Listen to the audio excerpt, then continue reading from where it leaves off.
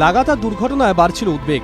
এরই মধ্যে বাসের রেষারেষি আটকাতে এবং যাত্রী তোলার সুবিধার্থে এসওপি বা স্ট্যান্ডার্ড অপারেটিং প্রসিডিওর খসড়া তৈরি করে ফেলল রাজ্যের পরিবহন দপ্তর। কিন্তু সরকারের বেঁধে দেওয়া নিয়ম মানতে নারাজ বেসরকারি বাস সংগঠনগুলো।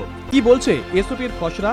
যত্রতত্র আর দাঁড়াতে পারবে না বাস, দাঁড়াবে শুধুমাত্র নির্দিষ্ট স্ট্যান্ডেই। স্ট্যান্ড থেকে মাত্র 30 মিটারের বেশি এগোতে পারবেও না। শুধু তাই নয়, যে কোনো বাস স্ট্যান্ডে 1 মিনিটের বেশি দাঁড়ানোর ক্ষেত্রেও থাকছে নিষেধাজ্ঞা। নির্দেশ অমান্য করলে বাস চালক খালাসিদের শাস্তির মুখে পড়তে হবে। পরিস্থিতি দেখে জরিমানাও করা হতে পারে।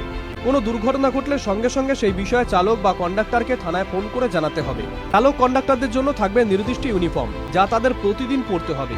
একই সঙ্গে বাস চালক থেকে কন্ডাক্টরদের লাইসেন্সের কপি বাসে এমন জায়গায় রাখতে হবে যাতে তা সহজেই যাত্রীদের নজরে আসে। রাখতে হবে সরকার স্বীকৃত ভাড়া রেট চার্ট। নির্দেশ আছে বাস মালিকদের জন্য। বলা হচ্ছে ট্রাফিক আইন থেকে শুরু করে যাত্রীদের সঙ্গে ব্যবহার সবটাই শেখানোর জন্য বাস মালিকদের আরও গুরুত্বপূর্ণ ভূমিকা নিতে হবে।